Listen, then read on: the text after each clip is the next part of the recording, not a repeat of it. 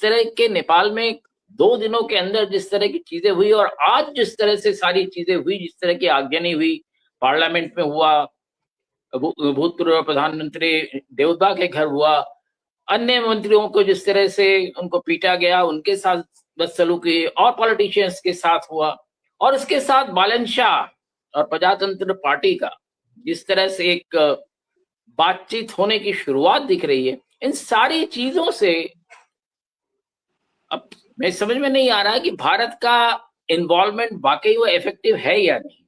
क्योंकि भारत का इन्वॉल्वमेंट अगर इफेक्टिव होता तो कम से कम जो जाते हो रही है, जिस तरह से हो रही है, उस तरह से नहीं होना चाहिए। ये साधारण सी चीज है। दूसरी चीज अगर आप देखें, जो सारी अव्यवस्था हो रही है, कहा जा रहा है वो लीडरलेस है। तो लीडरलेस है तो इतने ऑर्गेनाइज्ड वे में कैसे सारे लोग जा रहे हैं, ये अपने आप में एक सोचने की चीज है। अब कहा जा रहा है कि भारत के कुछ एनजीओज हैं, उनका भी उसमें समर्थन हो सकता है, होने को हो सकता है, पर सामने कोई बहुत बता तो नहीं रहा है।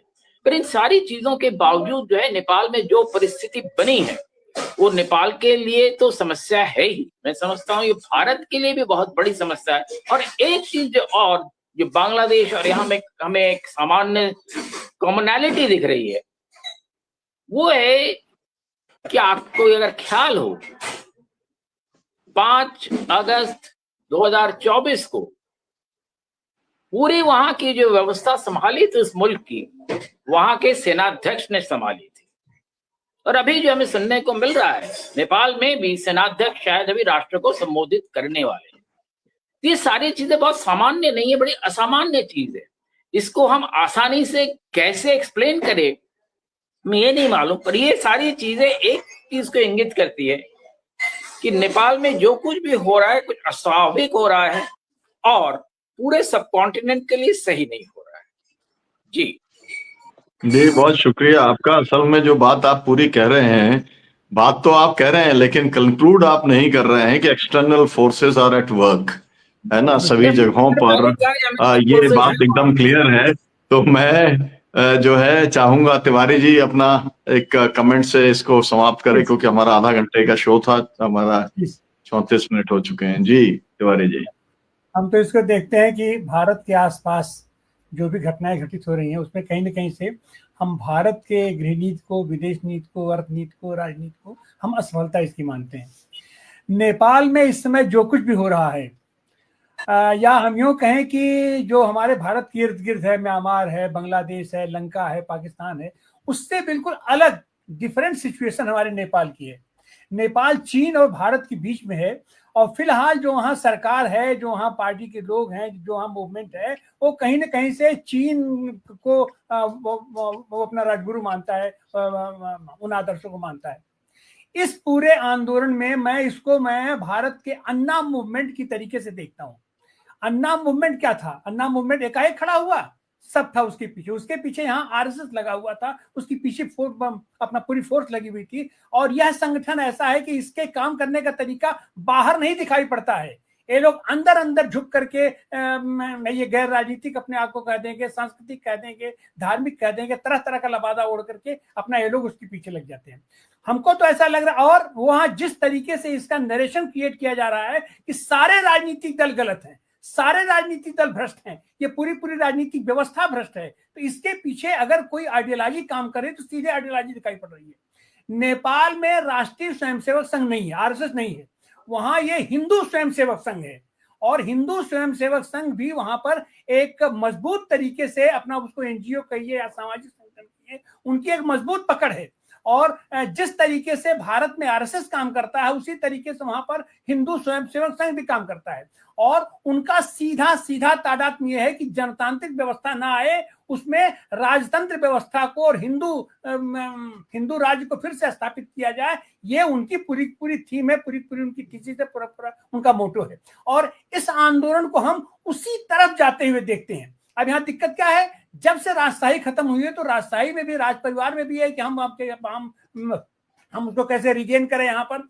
और जब से राजतंत्र वहां खत्म हुआ है तब से ये जो जनतांत्रिक आंदोलन वहां चल रहा है, सरकारें चल रही हैं, ये बिल्कुल उहापोह की स्थिति में है। ये अस्थायित्व तो अभी प्राप्त ही नहीं कर पा रही है, ये संविधान तोड़ रही है, ये संविधान बना रही है, वो हो रहा है। और कहीं ना कहीं से ये पूरे जो डेमोक्रेटिक लोग हैं इनमें एका नहीं बन पा रहा है, इनकी सैद्धांतिक एकजुटता, एक रूपता नहीं बन पा रही है। और इसी का लाभ उठा करके ये लोग उसको अस्थिर करने की कोशिश कर रहे हैं। और इनका ये कहना है कि ये सारी राजनीतिक व्यवस्था पूरी राजनीतिक व्यवस्था बेकार है और इसका जो विकल्प है, इस राजनीतिक व्यवस्था में भ्रष्टाचार होगा, कदाचार होगा, अर्थव्यवस्था का क्षरण होगा, ये सारी चीजें होगी। और इसको हवा देने का काम किया है ओली की सरकार ने।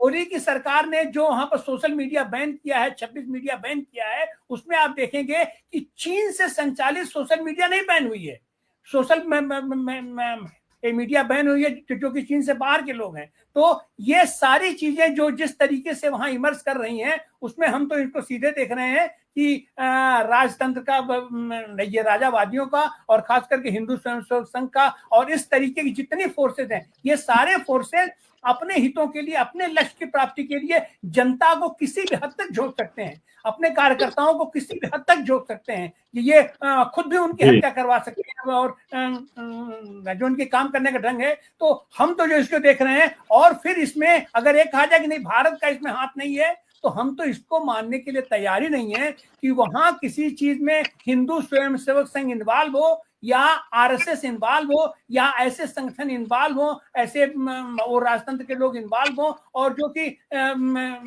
ये एक कम्युनिस्ट पार्टी माओवादी नेतृत्व के खिलाफ काम कर रहा हो और उसमें आज के भारत का नेतृत्व न लगा हो, तो हम तो इसको मानने के लिए तैयार नहीं है। इसके पीछे निश्चित रूप से एक बड़ी साजिश है, अंतरराष्ट्रीय साजिश है और नेपाल के जनतांत्रिक गणतांत्रिक समाजवादी व्यवस्था को डिरेल करने के लिए ये सारी की सारी फोर्सेस लगी हुई हैं। अब उसमें कारपोरेट जगत भी हो सकता है, भारत तो नहीं है, या तो हम नहीं मान चलते, छद्म रूप से ये सारे लोग उसमें काम कर रहे हैं। और इससे उबर पाना नेपाल के लिए, नेपाल की जनता के लिए, नेपाल की व्यवस्था के लिए, अब उनके ये जितने भी जनतांत्रिक लोग हैं, ये उनका काम है कि अपने दिमाग को खुला छोड़, जो कि मैं वहां देखता हूं कि सारे राजनीतिक दल वहां पर अपना मिल बैठ के बात करते हैं और सारी चीजें होती हैं। हमको लगता है कि इन सारे लोगों को बैठ करके आपस के इस समय मतभेद को भुला करके वहां जनतांत्रिक व्यवस्था को, समाजवादी व्यवस्था को मजबूत करने के लिए एकजुट होकर के वहां काम करना चाहिए। देखिए कि हम अपील ये करते हैं कि हिंसा वहां पर रुकना चाहिए। हिंसा कोई सॉल्यूशन नहीं हो सकता, एनआरकी कोई सॉल्यूशन नहीं हो सकता, ये हम चैनल के तौर पर मानते हैं और व्यक्तिगत तौर पर भी मानते हैं।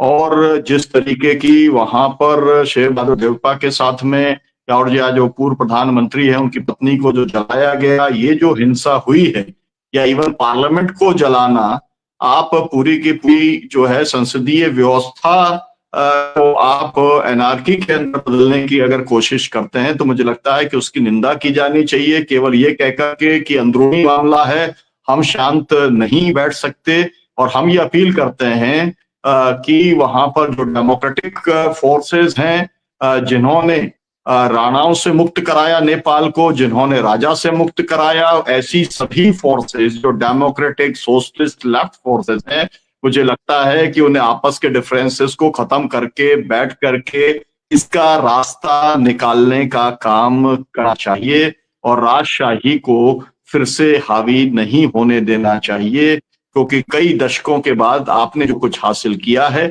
उसे अंडन करने की एक बड़ी कॉन्स्पिरेसी इस समय चल रही है, उसे सफल करना जरूरी है। बहुत बहुत शुक्रिया, बहुत बहुत धन्यवाद पाशा साहब, आपका बहुत धन्यवाद। एकनाथ जी शर्मा साहब और अर्जुन थापा जी, आप दोनों साथी जुड़े।